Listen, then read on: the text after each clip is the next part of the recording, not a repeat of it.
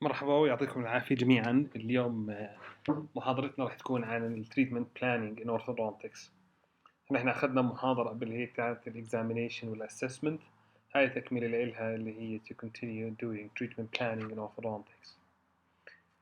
You need to think when you do a treatment plan, because if you don't do think carefully when you're doing a treatment plan, you will end up with horrible results.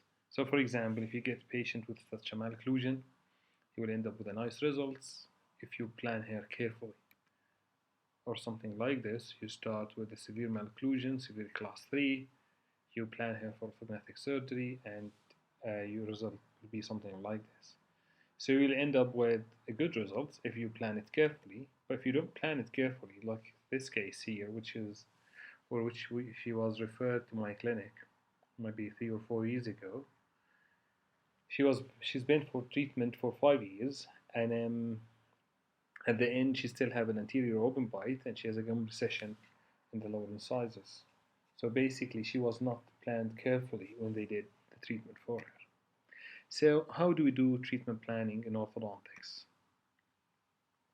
As you recall from last lecture, what we did was during the examination, we do examination of the patient and we collect these into a database. Then we analyze this information and we come up with a problem list, and then we decide the aims of our treatment, which basically which problem that we're gonna treat and which problem that we're gonna accept. And then we decide the options of treatment, what we options can provide for the patient, and then we consent the patient to agree or not to agree for this kind of treatment, and then we do the definitive treatment plan. So today this is our patient. We're gonna discuss the treatment plan for this patient. Quickly, we can see that she's a class 2 skeletal. She has an average lower facial height. She's symmetrical. She has a competent lip, slightly reduced nasolabial angle. Intraorally, as you can see, all the teeth are present. There's a little bit of caries at a lower left 7. In occlusion, she has a class 2 division 2 incisor relationship, canine and molar half unit, full unit class 2 both sides, increased overjet almost 9 mm from the lateral incisors. So this is the examination. If we do a quick examination, or like the clinic is going to be a detailed examination. And once you finish your examination, you have all these data. Now you have to start analyzing these data and now start writing problem list. So we start doing a problem list for our patient. Now this is the form of problem list that we have in the hospital, and this is the one that you're going to do and use when you are in 5th year next year, inshallah. So the problem list starts with talking about the non-orthodontic problem first, and then you start with the skeletal problem, soft tissue problem, and dental problem. When we are talking about non-orthodontic problem, we are talking usually about anything that is not related to ortho and it's pathological. So for example, if the patient has gingivitis, if the patient has ulceration, if the patient has caries, all of these are non-orthodontic problems. In our patient here, as you can see, she has a good oral hygiene. However, she has a small caries in the lower left 7. So she has a caries in the lower left 7. So I'm going to write the problem list. I'm going to write here that we have a caries in the lower left 7. Then we move to the skeletal problem that the patient has. Now remember that we always think in 3 planes. So when we write and do the examination, and when we write the problem list, we think in the 3 dimensions: anterior, posterior, vertical, and transverse. Let's start with anterior posterior. As we agreed, this patient has a class 2 skeletal, and as you can see, the A point is ahead of the B point by more than 2 mm, and the patient has a convex profile. Looking at her values, at the A and B value, she has 9 degrees of A and B, which means that the patient is class 2 skeletal. However, we now need to diagnose what is the cause of this class 2 skeletal. And as you can see from the lateral cap value, she has a retrognathic mandible and slightly up to prognathing maxilla, because it's in the upper higher limit of the normal values. Now, regarding the vertical relationship, we look at the lower facial height and the maxillary mandibular plane angle. And as you can see here, this is the Frankfurt plane, and this is the mandibular plane, and as you can see they meet just at the occiput, and the lower facial height is just like normal. So we confirm this with looking at the lateral curve values. You can see that the maxillary mandibular plane angle is 26, which is within normal, and the facial height is within normal as well, within the normal values. Now, about the transverse relationship, we're going to check if there is any asymmetry. For example, this patient has an obvious asymmetry with the mandibles shifted to the left side. But when we look at our patient, we drop the mid-sagittal plane as we learned during our examination lecture. As you can see, that the patient has a pretty symmetrical face. So when we write the problem list, now we have to write about the caries and the non-orthodontic problem, and we have to write about the skeletal problem, which is class 2. Now, whenever we write a problem list, we have to determine what is the etiology for this problem. We have to mention the etiology of this problem because this is how we know that we can treat this patient. So here we have the etiology of this class 2 is the retrognatic mandible. Now after that we can move to the soft tissue. Now as you can see here that the lips are competent, which means that the two lips meeting together without any muscular effort at rest. However, if you look to the nasolabial angle, we find the nasolabial angle is slightly reduced. It's less than 90 degrees. As you can see here, this is the nasolabial angle. However, even though the tip of the nose is slightly elevated, which makes the nasolabial angle reduced less than what it should be. So if this patient nasolabial angle is tipped down, if the tip of the nose is tipped down, we can see a really reduced nasolabial angle. But this kind of diluted by the fact that the tip of the nose is lifted up. So she has a reduced nasolabial angle, and the reason for that is a slightly prognathic maxilla, as we agreed before. So when we write about the soft tissue, she has an acute nasolabial angle. The etiology for that is a prognathic maxilla. Now we move to the dental problem. Again, as we diagnose the skeletal relationship in a 3-dimension, and write the problem list in 3 dimensions, we do the same when we look at the teeth in occlusion. We have to describe them in the 3 planes, anterior, posterior, vertical, and transverse. Starting with the anterior posterior, this includes the incisor relationship, whether it's class 1, 2, 3, and overjet and molar relationship and canine relationship. So looking here, she has an increased overjet. She has a class 2 division 1 incisors, class 2 division 2, incisor relationship. She has a full unit class 2 molars and full unit class 2 canines. Now all of these are due to the fact that she is class 2 skeletal. So that's why when we describe the problem list, we prefer that you write down the the problems with the skeletal problem and the dental problem in different planes. So now, when you have an anteroposterior dental problem, when you are trying to think of the etiology of this problem, you just simply go back to the skeletal anteroposterior. You don't look at the vertical problem. Now you look at the skeletal problem.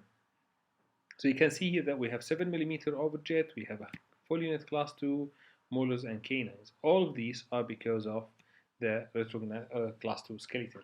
Now we look at the vertical problems, which include the overbite. So as you can see, this patient has increased overbite. So it's deep, complete overbite.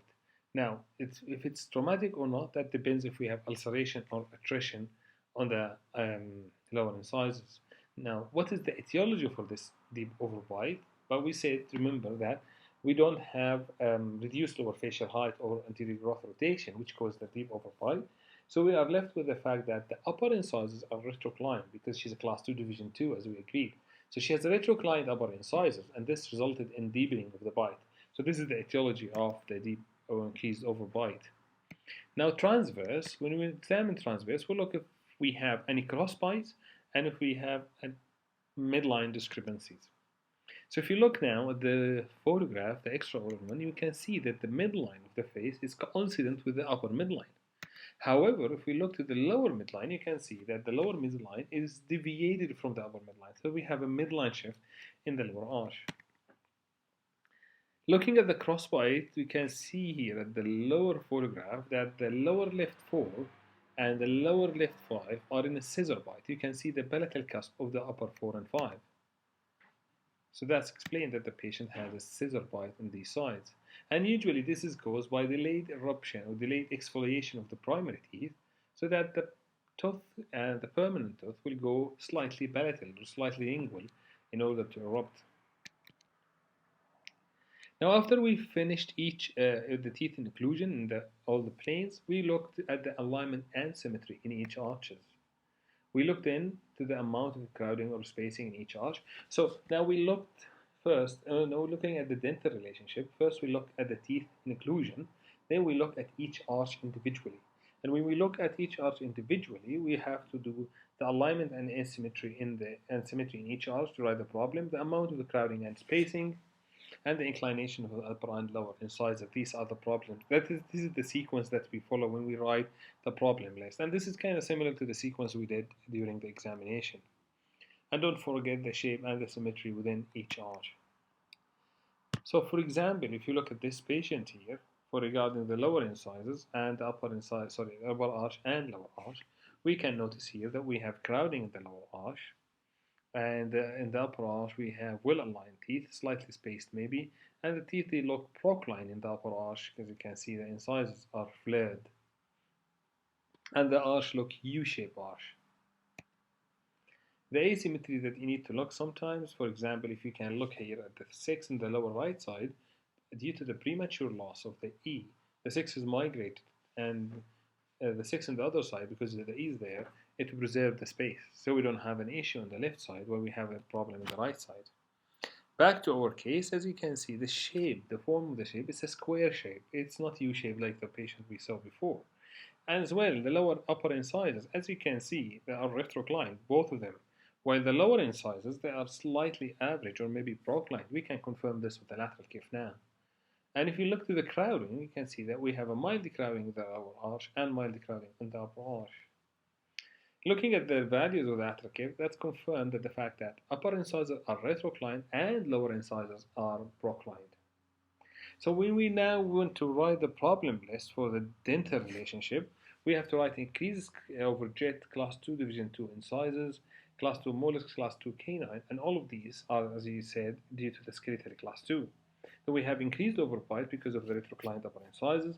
Lower midline are shifted to the left by 2 mm, and this could be due to the premature loss of one of the primary teeth, mainly the primary canine. Lingual crossbite, as we said, it's because of the retained primary tooth. We have a mild crowding in the upper arch and lower arch. Usually this is caused by tooth arch size discrepancy. The upper incisors are retroclined, and maybe this is because the muscular activity of the lower lip to compensate for the class 2, and in this case it can catch only the upper incisors, but it could not catch the upper incisors and the upper lateral, and that's why the lateral incisors are flared, while the upper incisors are retroclined. And the lower incisors are proclined, and the reason for that is because we have a class 2 skeletal, and the lower incisors are proclined, trying to compensate for the class 2 skeletal. So now we have all the problem that we have, the orthodontic one, the skeletal one, the soft tissue, and the dental one. So now we have to start doing our treatment plan. However, this slide I'm showing you here just to see the way they use to write the problem list in the textbook in Laura Mitchell is slightly different than the way we do it in the hospital. So if you look at the way they do it in the textbook, they start with the definitely pathological problem, which is an unorthodox problem, and then we started with the facial patient's concern first, then doing the facial and dental aesthetic, alignment and symmetry, then they write down skeletal dental problem. I'm just mentioning this slide for you to know that this is the way they do it in Laura Mitchell, so you don't get confused. However, the way we did it in the hospital is the way I mentioned.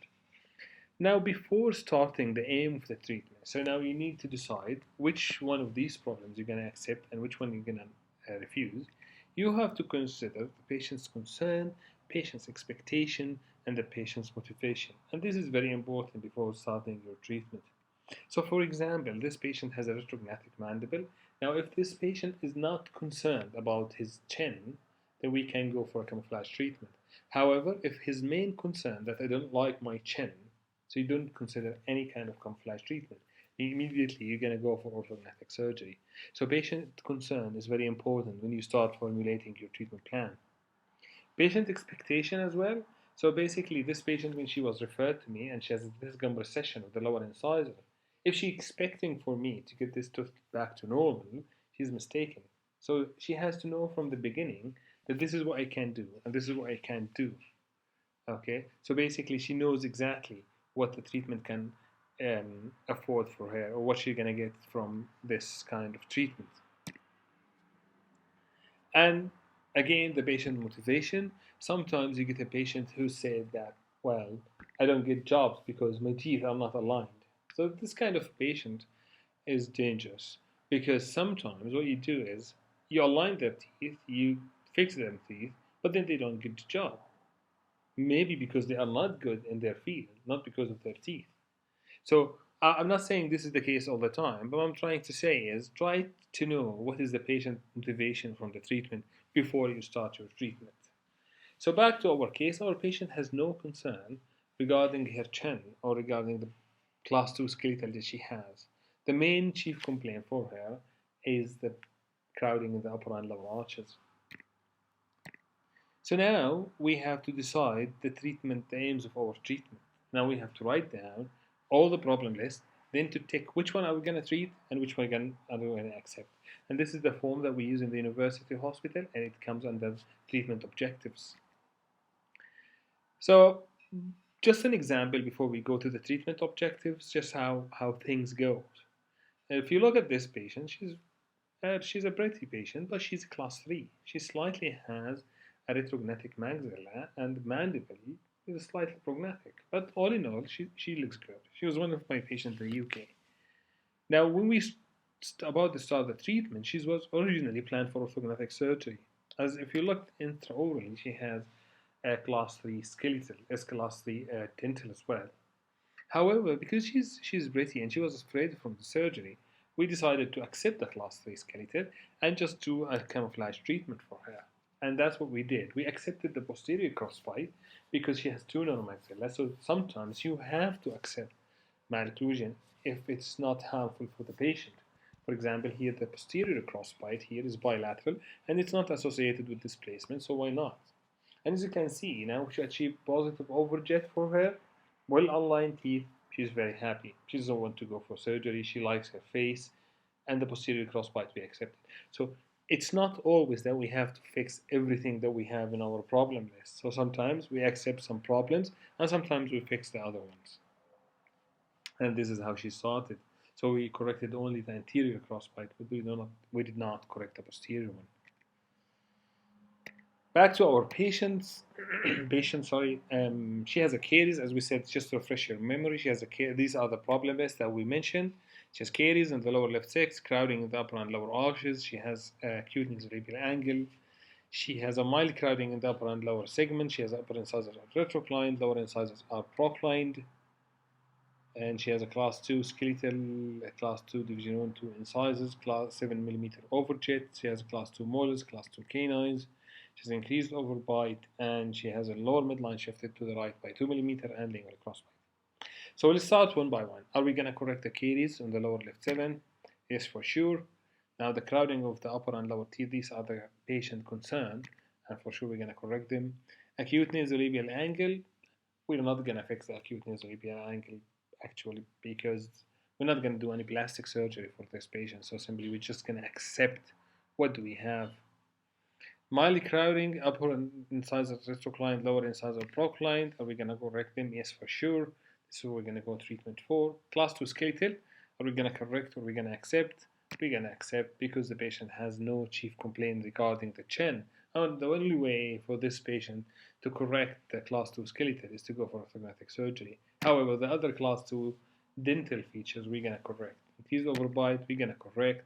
Lower midline, we're going to correct. And the lingual crossbite, we're going to correct. So these are now, we have the problem list, and now we have with the treatment objectives out from the problem list, deciding which problem we're going to accept and which problem we're going to correct. So now, if we take these out, we have our treatment objectives, which basically to restore lower left 7 and oral hygiene, relieve crowding, correction of the incisor angulation, reduction of the overjet, class 1 incisors, class 1 canine, and class 2 molars.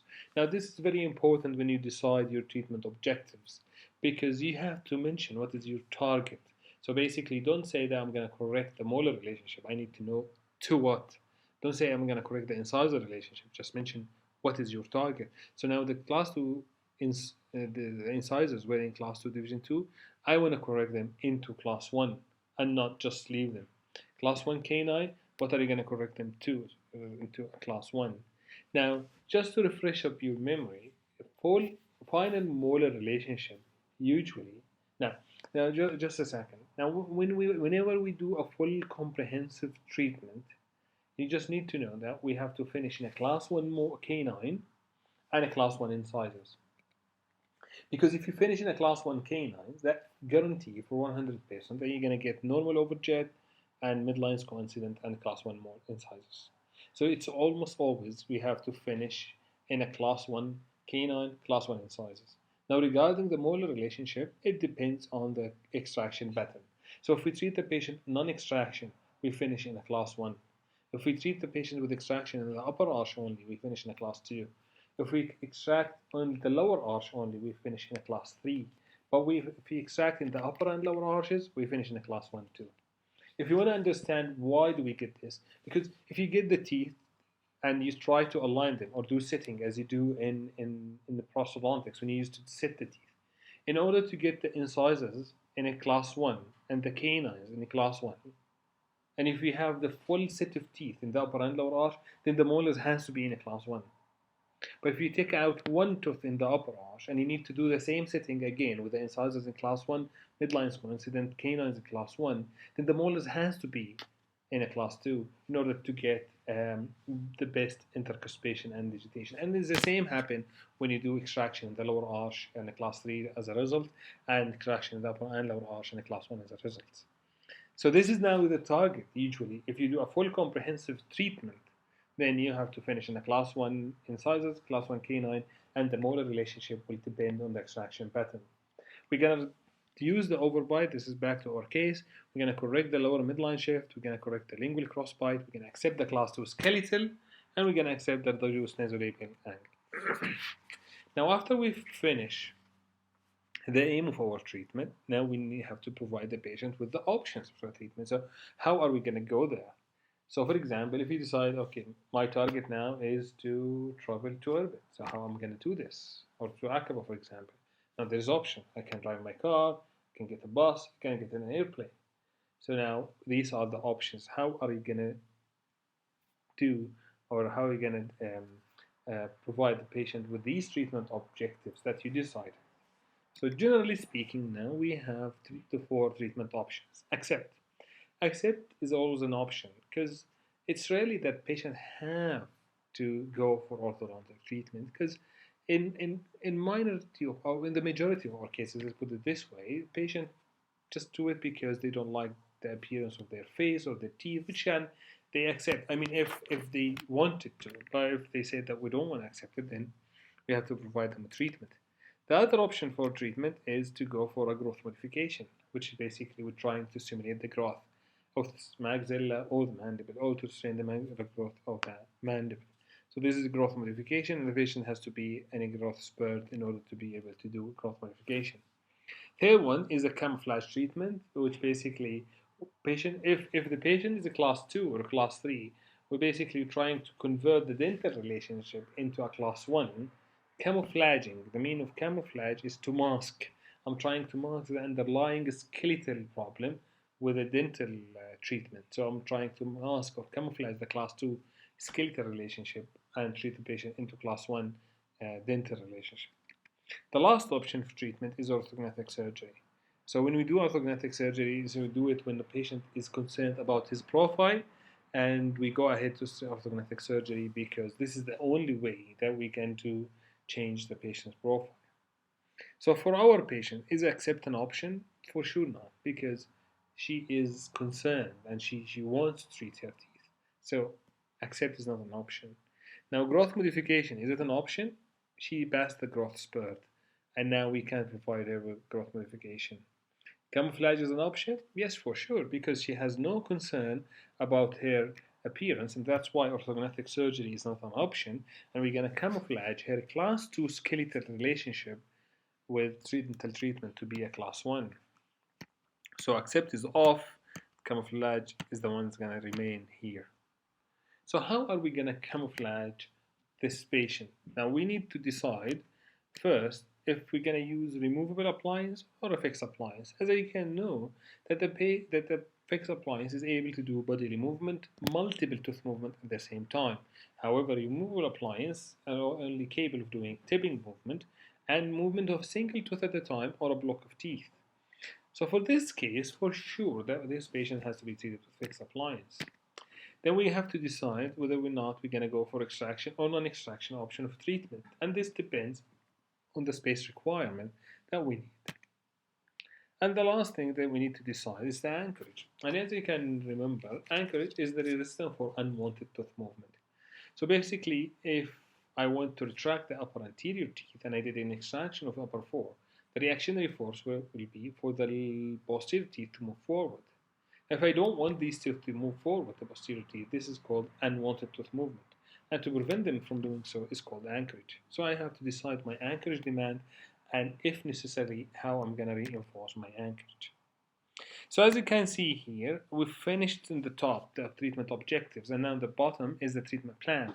So you need to mention extraction or non-extraction, what is the type of the appliance that you're going to use, anchorage, and the final buccal segment relationship. And as we said, if we do an extraction treatment, this is in the upper arch only, it's going to be final molar relationship is a class 2. If we do extraction in the upper and lower, that will be a class 1. If we do extraction in the lower only, class 3. Non-extraction, it will be a class 1. Now retention, from the beginning of the treatment, you should plan your retention. And this will be covered more in details in 5th year when you take the lecture of retention, and it depends on the stability of the treatment. So what do we mean by that? Basically, if you do treatment, the teeth tend to go back to where we started. For example, if a patient has a diastema, once we close it, if we remove the braces, the diastema will reopen again. So for us, to prevent this, we call it retention. So some cases they are prone to relapse more than others. So we need to know that, and we decide what is the type of the appliance to be used for retention from the beginning. So back to our patient now. If we decided to treat this patient, she has an overjet of 8 millimeter, 7 millimeter. So if you do a space analysis and you remember that, and she has a mild crowding with the upper arch of almost 3 or 4 millimeter. So she has a 7 millimeter off, he's overjet. I'm sorry for that. And she has a 4 millimeter almost crowding. And if we decided to do the space analysis, each 1 millimeter of retraction of the overjet, it needs 2 millimeter per arch. So this overjet has to drop from 7 down to 2 millimeter, which means that we have to move the upper incisor back by 5 millimeter, which means that we need 10 millimeter of space per arch. We have 4 millimeter of crowding, which means that we need 14 millimeter of space in the upper arch. Now we go now to the method of space and of fusion of space. The only method that can provide us with 14 millimeter in the upper arch is by extraction. So in this case here, we need to provide space by extraction of the upper arch to retract the upper incisors. However, remember something, that extraction in some cases with some patients can affect the patient profile. So in the cases where they have thin limb, retrusive profile, extraction is contraindicated because this extraction will give them a weaker profile. Patient with a class 2, for example, who has a severely retrognatic mandible, increased nasolabial angle, if I do extraction for him, all what I'm going to do is to make the face look even worse. So extraction is contraindicated in some cases because it might affect the patient's profile. Well, however, in our patient here, she has a slightly prognatic maxilla, she has a reduced nasolabial angle. So extraction, in fact, it will help her to improve the profile, if anything. So that's why we decided for this patient to go for extraction, because we can't provide space in the upper arch without extraction. However, in the lower arch, she has a mild crowding, so we don't need to do any kind of extraction in the lower arch, because all we need to do is to provide space by simply aligning the teeth and proclination of the lower incisors. Now, the method of space provision, as you remember, is extraction, proclination of the lower or upper incisors, and arch expansion, and interproximal stripping, and distalization. So in this case here, distalization will be a lot in the upper arch too, because you need to distalize for 40 millimeters, which means 7 millimeters each side, which is a lot. Expansion is a lot as well. You can do it. Proclination is not going to provide a space here because any proclination in the upper arch will increase the overjet, not it's the other way around. I mean, and we left up with extraction. However, in the lower arch, she has a mild crowding. It needs only 2 to 3 millimeter of space. So how we can get this? Simply by proclination of the lower incisors. So once you procline the lower incisors, you can provide the space you need. However, as you remember that she has already a proclined lower incisors. So what we can do, instead of proclination of the lower incisor, and we even procline the lower incisors more, we can do interproximal reduction, which is simply we take from the interproximal sides of the teeth in the lower arch, 0.2 millimeter, 0.25 millimeter from each contact point. So the total will be 2.5, which is the amount of the space that we need, more or less. So by that, we reduce the amount of proclination of the lower incisors. So that's exactly what we did. We extract upper fours for this patient in order to treat the malocclusion. And as you can remember, that we need 14 millimeter of space in the upper arch, which means that when we retract the upper incisors, we have to move the canine a full unit from the class 2 into a class 1, which means this is the maximum anchorage demand case. So basically, how to decide if this case is a maximum anchorage demand? First, look at the molar relationship. It's class 2 before we start the treatment. And then we decided to extract premolars. And as we know that if we do extraction in the upper arch only, the final molar relationship is a class 2, which already it is a class 2. So basically, we can't afford for the molar to move any 1 millimeter. And that's why this is considered as a maximum anchorage case. And the only two methods to reinforce anchorage as a maximum anchorage maximum anchorage is either temporary anchorage devices, mini screws, or headgears. And this is what we used for this patient. And as you can see, she has a reduced, she's having a low ball headgear because she has an increased overbite, and any extrusion of the posterior teeth will help us to correct the reduced overbite. And as you can see now, the teeth are retracted. Now it's aligned first and then retracted to reduce the overjet and close the spaces using headgear as a retention component. Now at the end, as you can see here, she's going to be treated by extraction of upper 4 and upper 5, fixed appliance treatment, headgear to reinforce anchorage. The buccal segment relationship will be class 2. And we're going to do a bonded retainer because she has a rotated lateral incisor. And again, will be explained more next year regarding the retention. So this is now how we should fill the examination form and treatment plan, treatment objectives, and problem list next year when you are in 5th year, inshallah. So please make sure to understand every single point that we said it here in order to finish in such a case in such a nice result. Now she has a well-aligned teeth. I can see the fullness of the upper lip is slightly reduced, which is even better because she's kind of complained about that. Now she has a nicer lip contour, so extraction helped to improve the profile. Intraorally, she has lost 2 premolars in the upper, none in the lower. Teeth are well aligned. This is what we call it bonded retainer. All the teeth are aligned, and as you can see, she has a final molar relationship of class 2 because we did extraction in the upper arch only. Final canine relationship is a class 1. Remember, we always have to finish in a class 1 canines and a class 1 incisors with the midlines coincident, and then the molar relationship will be decided depending on the extraction pattern. Thank you very much. The topic of the next lecture will be the treatment planning as well, but this time the treatment planning will be talking about more of the how do you think about the treatment planning, certain things to consider like proclination of the upper incisors and the extraction pattern and the patient profile.